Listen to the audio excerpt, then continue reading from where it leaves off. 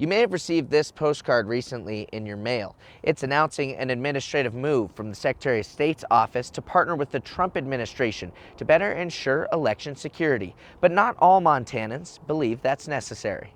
I think it's a waste of taxpayer money. I think it's a ridiculous concept. If you can't show ID, maybe you shouldn't vote.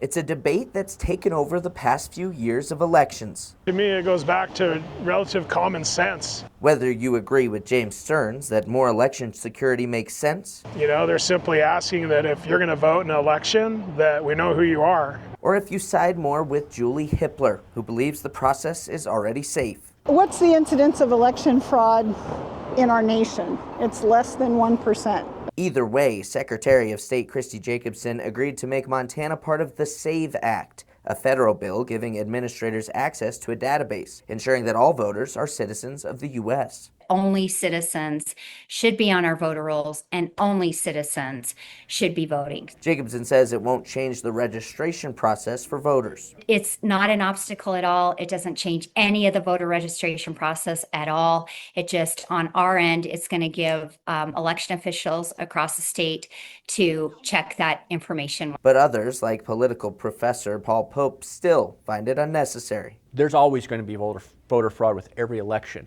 but it is so tiny because our system works so well. Pope says it's a measure already in place and that voter fraud claims add to a growing divide. It's all about fueling outrage, and most of the time it's completely unnecessary. Humans have a negative psychological disposition. We tend to react far more often negative news than positive news. Positive or negative, it's keeping the conversations of elections in the news. It just makes it harder for people who are more progressive to vote. I think it's a way to actually make sure an election is fair.